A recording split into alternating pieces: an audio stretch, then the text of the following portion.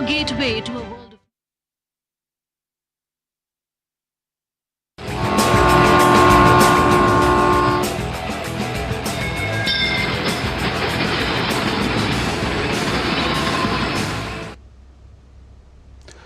नमस्कार, स्वागत है आप सभी का डीडी न्यूज़ के इस खास बुलेटिन एक्सप्रेस 100 में, जहां हम आपके लिए लेकर आते हैं राजनीति, मनोरंजन, देश, दुनिया, खेल और व्यापार जगत की सभी बड़ी खबरों को एक्सप्रेस यानी फटाफट अंदाज में। मैं हूं चंद्रशेखर जोशी। तो आइए शुरू करते हैं तेज खबरों का सिलसिला। इसरो के आगामी गगनयान मिशन के लिए चुने गए 4 अंतरिक्ष यात्रियों के नाम सामने आ गए हैं। Group captain Prashant Balakrishnan Nair, group captain Ajit Krishnan, group captain Angad Pratap और विंग कमांडर शुभांशु शुक्ला। प्रधानमंत्री नरेंद्र मोदी ने अपने केरल दौरे पर विक्रम साराभाई अंतरिक्ष केंद्र में इन चारों के नाम की घोषणा की।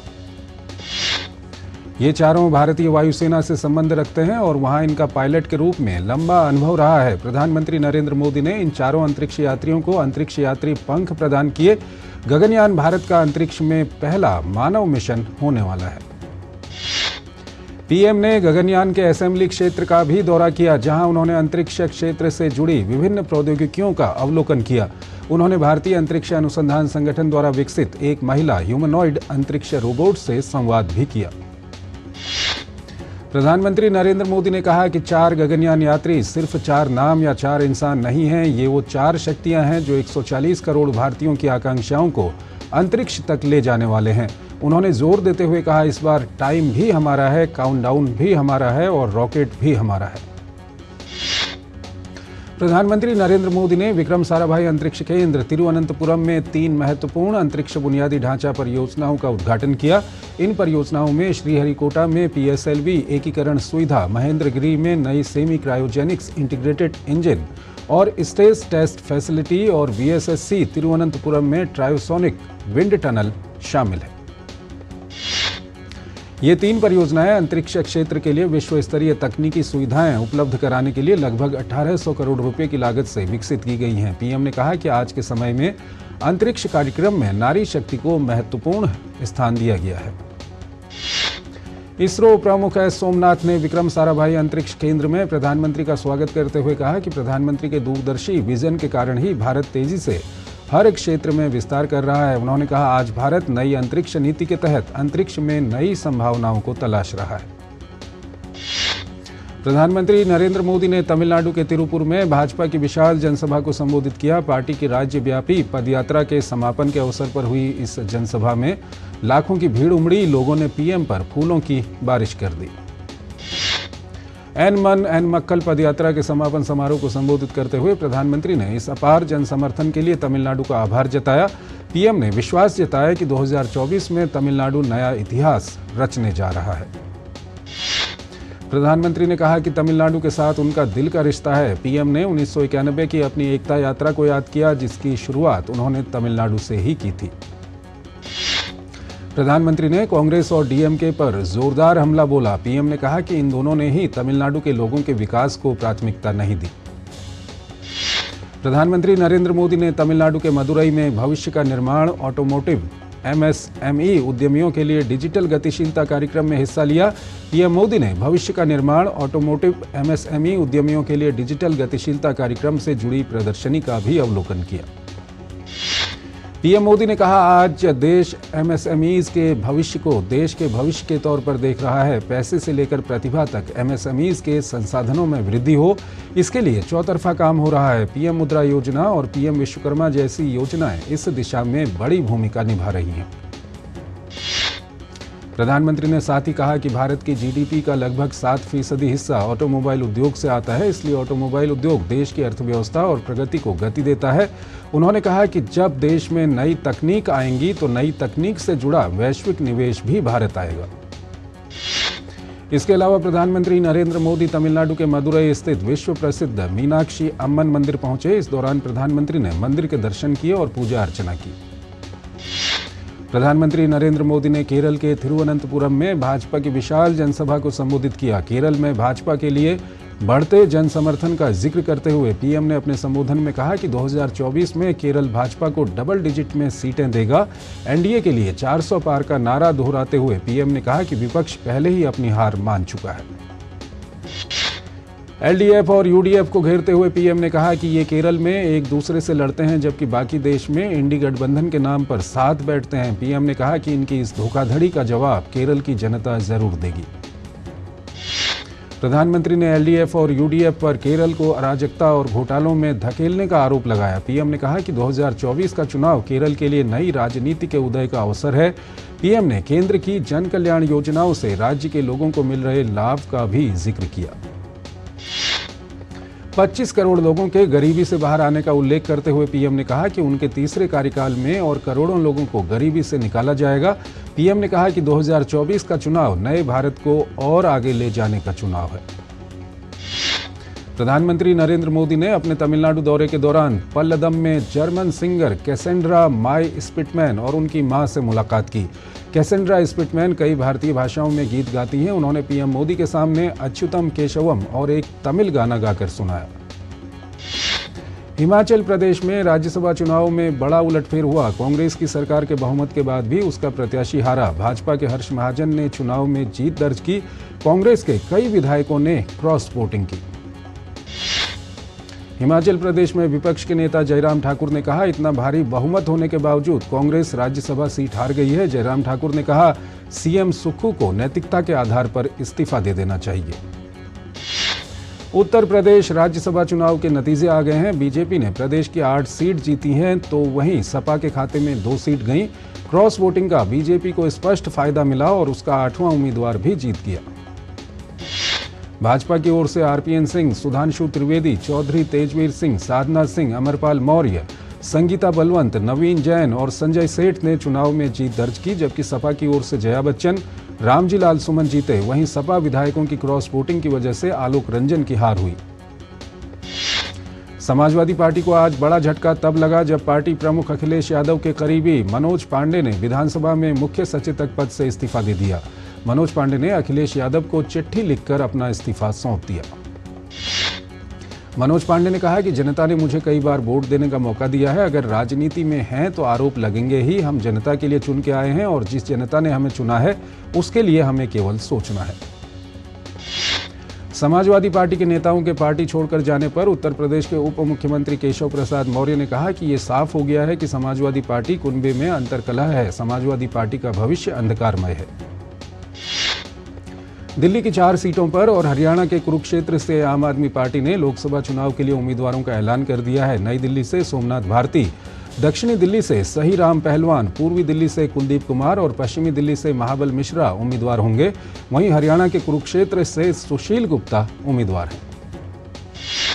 2024 के लोकसभा चुनाव से पहले बिहार में कांग्रेस और राष्ट्रीय जनता दल को बड़ा झटका लगा है। कांग्रेस के 2 और राजद के 1 विधायक ने भाजपा की सदस्यता ग्रहण की।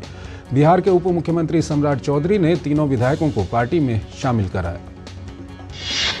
चिनारी विधानसभा से कांग्रेस विधायक मुरारी गौतम और विक्रम विधानसभा से विधायक सिद्धार्थ सौरभ के अलावा मोहनिया विधानसभा से राष्ट्रीय जनता दल की महिला विधायक संगीता देवी भाजपा में शामिल हुई हैं।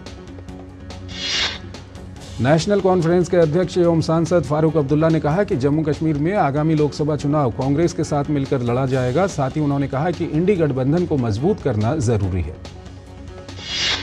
चुनाव आयोग ने मेरा पहला वोट देश के लिए अभियान की शुरुआत की है। मेरा पहला वोट देश के लिए के जरिए पहली बार मतदाता से अधिक संख्या में मतदान करने का आग्रह किया गया है।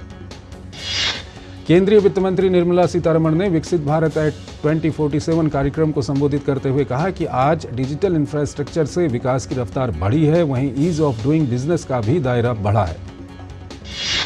निर्मला सीतारमण ने कार्यक्रम को संबोधित करते हुए उद्योग जगत को आश्वस्त किया कि प्रधानमंत्री नरेंद्र मोदी की अगुवाई वाली सरकार के तीसरे कार्यकाल में भी सुधार जारी रहेंगे। उन्होंने कहा कि कोई भी देश डिजिटल इंफ्रा के बिना विकास का लक्ष्य हासिल नहीं कर सकता।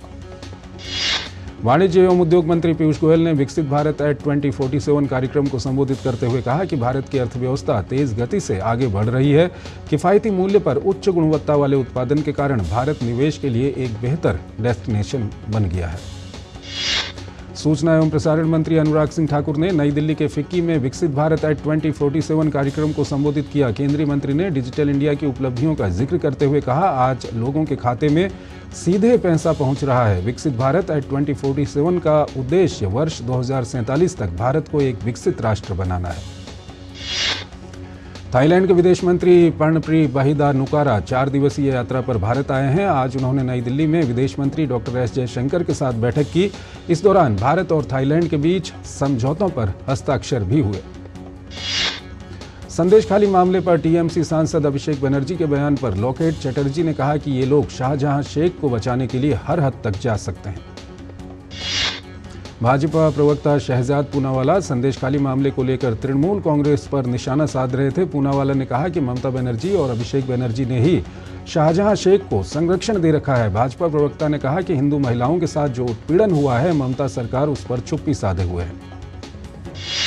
भाजपा के राष्ट्रीय प्रवक्ता प्रेम शुक्ल ने आज प्रेस वार्ता कर पश्चिम बंगाल की ममता सरकार पर जमकर निशाना साधा। उन्होंने कहा कि हाईकोर्ट के चीफ जस्टिस की ओर से साफ कहा गया है कि शाहजहां शेख की गिरफ्तारी पर कोई रोक नहीं है, बावजूद इसके राज्य सरकार शाहजहां शेख को गिरफ्तार नहीं कर रही है। एक छोटा सा ब्रेक। साल, बरस और सदी नहीं, एक युग गुजर जाएगा। उम्र न पूछो वंडर की, जब फर्क नजर आएगा। वंडर सीमेंट, फर्क नजर आएगा। स्वागत है आपका ब्रेक के बाद, और आइए अब खबरों के सिलसिले को और आगे बढ़ाते हैं। टीएमसी नेता कुणाल घोष ने कोलकाता में कहा कि हमारा पूरा विश्वास राज्य पुलिस के ऊपर है। उन्होंने कहा कि शेख शाहजहां की गिरफ्तारी की प्रक्रिया चल रही है और जल्द ही वो कानून की गिरफ्त में होगा।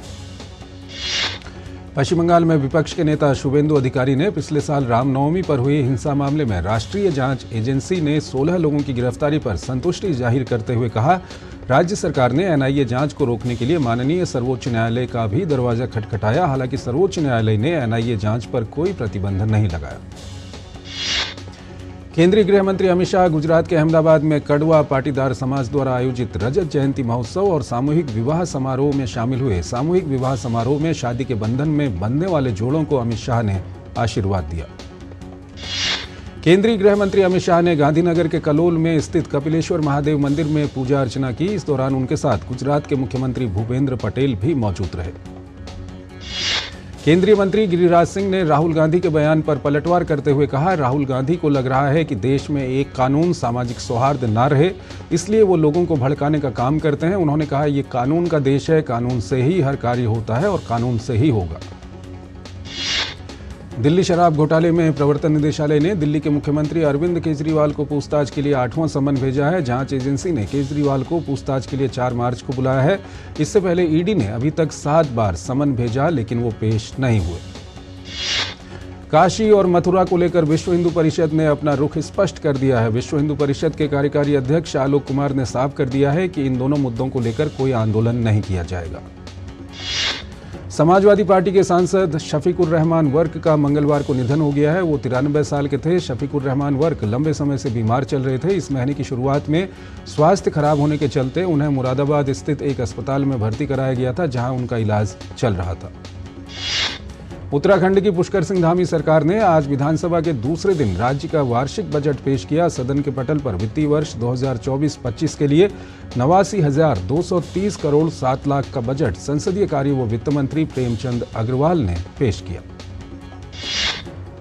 हरियाणा के आईएनएलडी प्रमुख नफे सिंह राठी की हत्या पर राज्य के गृह मंत्री अनिल विज ने कहा कि ये बहुत ही दुखद घटना है। उन्होंने कहा कि हालांकि हमारी पुलिस सक्षम है, लेकिन लोगों की भावनाओं का सम्मान करते हुए हमने इस केस को सीबीआई को सौंपा है।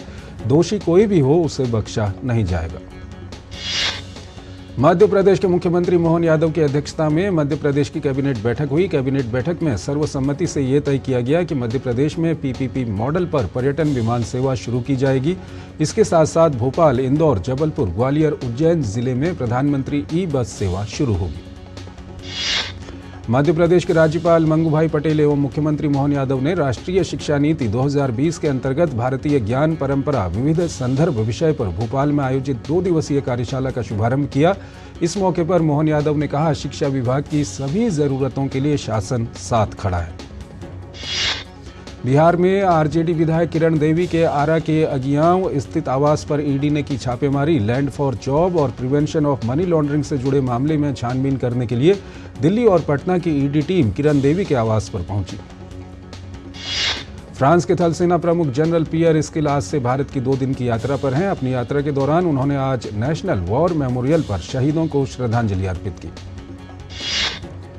तमिलनाडु के चेन्नई में सार्वजनिक भूमि पर अवैध रूप से बनाई गई एक मस्जिद को हटाने का आदेश देते हुए सुप्रीम कोर्ट ने कहा है कि सार्वजनिक जगहों पर मंदिर या मस्जिद के नाम पर अनधिकृत निर्माण की अनुमति नहीं दी जा सकती। सुप्रीम कोर्ट ने एक मुस्लिम धार्मिक संस्था द्वारा दायर अपील को अस्वीकार कर दिया। नौकरी के बदले जमीन घोटाले में सीबीआई की ओर से दर्ज केस में राउज एवेन्यू कोर्ट में सुनवाई 14 मार्च के लिए टल गई है। पतंजलि द्वारा बीमारियों के इलाज के भ्रामक विज्ञापन को लेकर सुप्रीम कोर्ट ने नाराजगी जाहिर की। एशियाई बाजारों में सकारात्मक रुख के बीच कारोबारी सप्ताह के दूसरे दिन स्थानीय शेयर बाजार हरे निशान पर बंद हुए। बैंकिंग शेयरों के मजबूत रुख के कारण सेंसेक्स में भी तेजी देखने को मिली। कारोबारी सप्ताह के दूसरे दिन निफ्टी में भी उछाल देखने को मिला। दिन के अंत में निफ्टी 76 अंक चढ़कर 22,198 अंक पर बंद हुआ। महीने के अंत में डॉलर की मांग और विदेशी कोषों की निकासी के कारण डॉलर के मुकाबले रुपया 1 पैसे की गिरावट पर बंद हुआ। स्थानीय शेयर बाजार में दिन भर जारी उतार चढ़ाव के बीच सोने के भाव में स्थिरता दर्ज की गई। राष्ट्रीय राजधानी में सोने की कीमत 62,950 रुपये प्रति 10 ग्राम पर स्थिर रही। कारोबारी सप्ताह के दूसरे दिन चांदी के भाव में गिरावट दर्ज की गई। राजधानी दिल्ली में मंगलवार को चांदी का भाव 400 रुपये की गिरावट के साथ 74,200 रुपये प्रति किलोग्राम दर्ज किया गया। नकली चीज के प्रयोग के मामले में महाराष्ट्र सरकार भारत में मुख्य रूप से बर्गर बेचने के लिए मशहूर global fast food outlet McDonald की जांच कराएगी। वाहन विनिर्माता कंपनी स्कोडा भारत में कॉम्पैक्ट एसयूवी खंड में कदम रखने और बाजार में अपना इलेक्ट्रिक वाहन को लेकर आने की योजना पर काम कर रही है। अदानी ग्रीन एनर्जी 18 साल की डोर टू डोर अवधि के साथ डॉलर बॉन्ड के माध्यम से 40.9 करोड़ डॉलर जुटाएगी। राष्ट्रीय कंपनी कानून न्यायाधिकरण ने हिंदुजा समूह की कंपनी इंडसइंड इंटरनेशनल होल्डिंग्स की रिलायंस कैपिटल के लिए 9,650 करोड़ रुपए की समाधान योजना को मंजूरी दे दी है। भारतीय रिजर्व बैंक ने नवंबर 2021 में अनिल धीरूभाई अंबानी समूह की कंपनी द्वारा प्रशासनिक मुद्दों और भुगतान चूक पर रिलायंस कैपिटल के निदेशक मंडल को हटा दिया था। देश में राष्ट्रीय राजमार्गों पर टोल कलेक्शन में बम्पर उछाल दर्ज किया गया है। आरबीआई ने देश के सबसे बड़े सरकारी bank state bank of India पर 2 करोड़ का जुर्माना लगाया है। इजराइल और हमास में जारी संघर्ष के बीच मध्यस्थ की भूमिका निभा रहा कतर ने अमेरिकी राष्ट्रपति जो बाइडेन के बयान पर कोई भी प्रतिक्रिया देने से इनकार किया है। बाइडेन ने हाल ही में दिए एक बयान में कहा था कि अगले सप्ताह इजराइल और आतंकी समूह हमास के बीच युद्ध विराम हो सकता है। किंग अब्दुल्ला द्वारा गाजा के प्रभावित क्षेत्रों में मानवीय सहायता को दोगुना करने के आह्वान के बाद जॉर्डन की ओर से भारी मात्रा में खाद्य और दवाओं को एयर ड्रॉप किया गया। यूक्रेन से आयातित अनाज और यूरोपीय संघ के हरित नियमों के विरोध में पोलैंड के हजारों किसानों ने प्रदर्शन किया।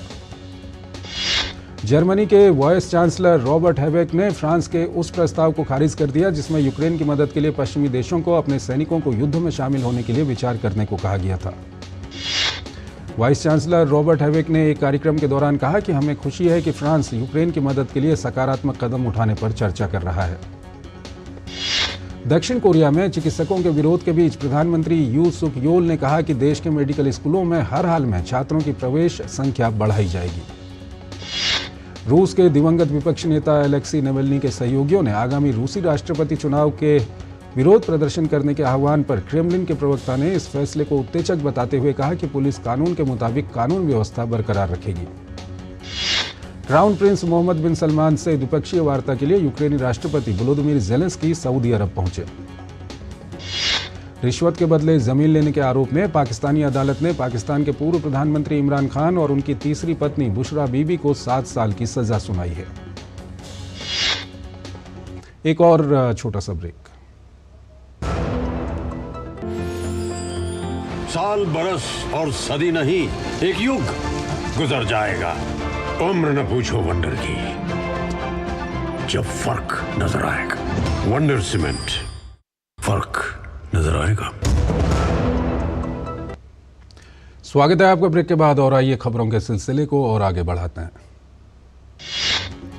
रणजी ट्रॉफी के सेमीफाइनल मुकाबले तय हो गए हैं। सेमीफाइनल में विदर्भ का सामना मध्य प्रदेश से होगा, वहीं तमिलनाडु और मुंबई आमने सामने होंगे। रणजी ट्रॉफी के क्वार्टर फाइनल में विदर्भ ने कर्नाटक को 127 रन से हरा दिया। मुंबई और बड़ौदा के बीच खेला गया Ranji trophy quarter final draw रहा। नामीबिया के बल्लेबाज लॉफ्टी ईटन ने पुरुष क्रिकेट में सबसे तेज T20 शतक लगाने का नया रिकॉर्ड बनाया है।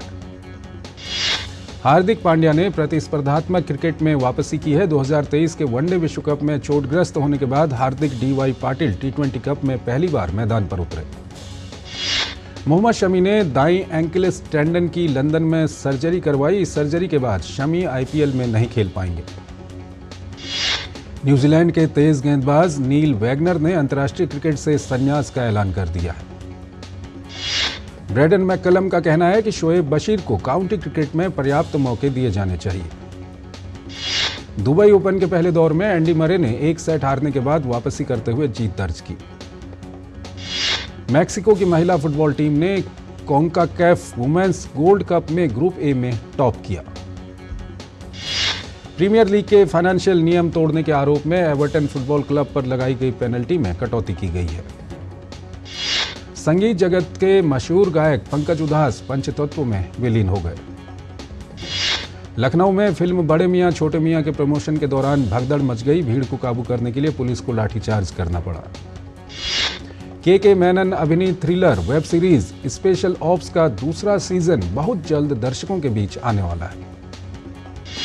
अजय देवगन और तब्बू स्टारर फिल्म औरों में कहां दम था की रिलीजिंग डेट को आगे बढ़ा दिया गया है। यामी गौतम की फिल्म आर्टिकल 370 ने रिलीजिंग के पहले सोमवार को बॉक्स ऑफिस पर 3 करोड़ 60 लाख रुपए की कमाई की। बॉक्स ऑफिस पर शानदार प्रदर्शन के बीच फिल्म आर्टिकल 370 के निर्माताओं के लिए बुरी खबर है। इस फिल्म को खाड़ी देशों में बैन कर दिया गया है। हिंदी सिनेमा के चर्चित निर्देशक विधु विनोद चोपड़ा को हाल ही में महाराष्ट्र सरकार ने इंडियन सिनेमा में उनके योगदान के लिए Raj Kapoor special contribution award से सम्मानित किया। अभिनेता शाहरुख खान 9 साल बाद जी सिने अवार्ड के 22वें संस्करण में प्रस्तुति देते हुए नजर आएंगे। फिल्म निर्माता साजिद नाडियाडवाला और साउथ सुपरस्टार रजनीकांत की जोड़ी बहुत जल्द एक साथ नजर आ सकती है। रिपोर्ट की माने तो बहुत जल्द थलाइवा और नाडियाडवाला किसी बड़े प्रोजेक्ट में साथ आने वाले हैं। तो एक्सप्रेस न्यूज में फिलहाल इतना ही। आप हमारी पूरी टीम को इजाजत दीजिए। नमस्कार।